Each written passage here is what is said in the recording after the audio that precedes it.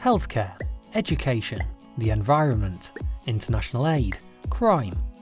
Issues affecting all our lives are shaped and driven by Parliament. But how did it all begin? What does Parliament do all day, and how do you fit in? Parliament has evolved throughout its long history to become what it is today, changing over time to meet the needs of the people. Two key historical events began this process. In 1215, King John put his seal on Magna Carta and agreed to a list of 63 rules set out by a group of barons. This ensured for the first time that no one, not even the king, was above the law. 50 years later, Simon de Montfort, for the first time, invited representatives of the towns and shires to his 1265 Parliament. These events established the foundations for the representative democracy we have today, and from this point onwards, the power to make decisions for the nation passed, over time, from the monarch to Parliament. Let's take a closer look at the UK Parliament today.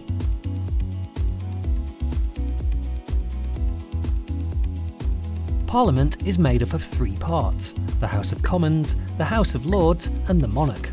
The House of Commons is the elected chamber of Parliament. It debates big issues, proposes laws, amends existing ones and challenges the government's work. There are 650 members of Parliament, or MPs, who each represent a constituency in the UK. They belong to either a political party or are independent and are elected by constituents of the area they want to represent. The leader of the party that has the most MPs elected after a general election becomes the Prime Minister and heads up the government. They choose a cabinet made up of 20 senior ministers, who coordinate each government department's work. Parties not in power are called the opposition. MPs from the opposition and government question the government on policy and proposed laws. The Speaker keeps the House in order by chairing these debates. The House of Lords is the second chamber and shares the making and shaping of laws with the House of Commons. It has around 800 members and it's made up mostly of life peers, and also includes hereditary peers and bishops. Lords are selected for their knowledge and experience and hold government to account by using their expertise to look at laws and issues in detail. The monarch's role is mainly ceremonial. They meet the Prime Minister once a week to hear what's going on in Parliament and formally agree every new law. But that's not all. There are also people working behind the scenes who support the work of Parliament: clerks, librarians, researchers and many more. The government has been elected to run the country, and Parliament holds the government to account for us, the public. But how? Prime Minister's questions and ministerial questions give MPs and Lords the opportunity to challenge the government's policies. It's in these debates that they can share the views of their constituents and the public and how new policies may affect them.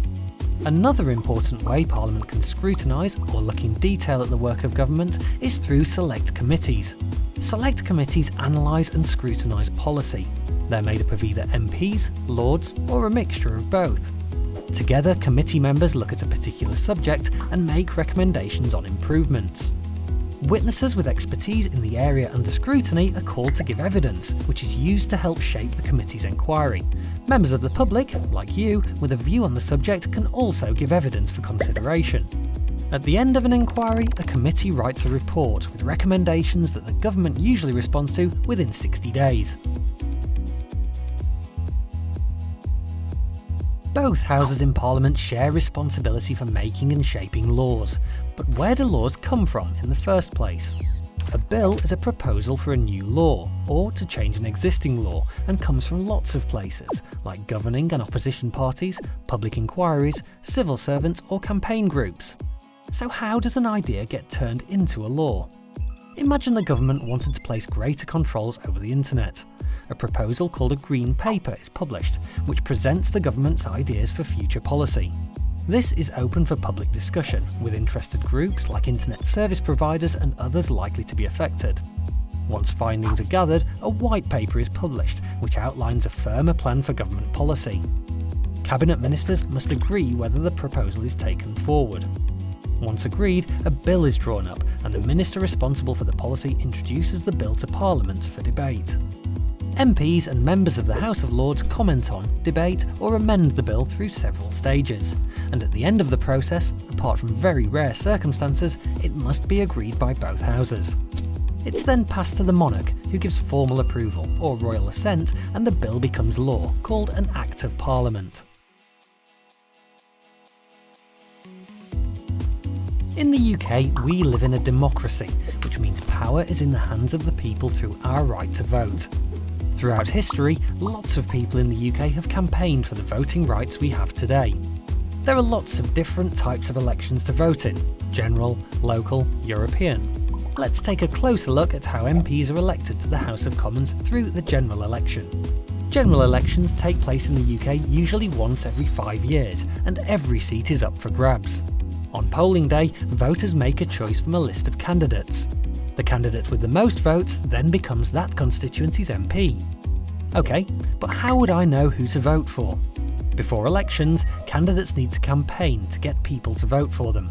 Campaigning can involve handing out political leaflets, speaking in public debates, talking to people during door-to-door visits, and party political broadcasts.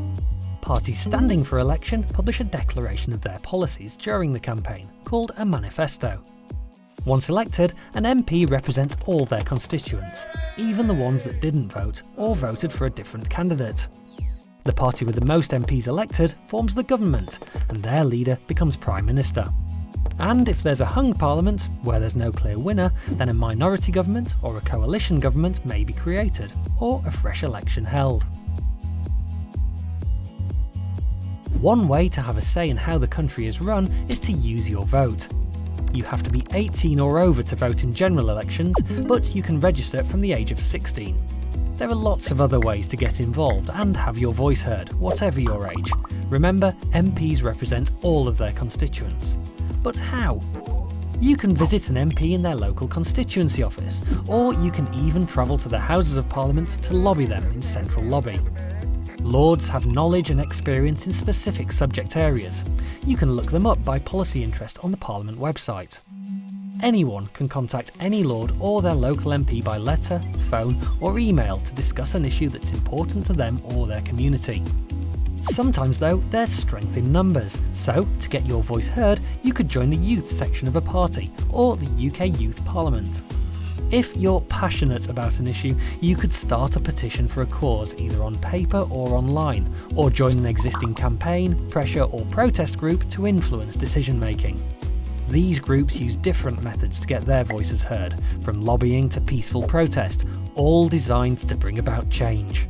And don't forget, you can get your voice heard in school or college too by joining or starting a student council, a bit like a mini parliament. So, Parliament sits at the heart of UK democracy, debating the big issues of the day, making and shaping laws, and holding the government to account. By voting, petitioning, campaigning and more, you can also get involved with the work of Parliament. What will you do?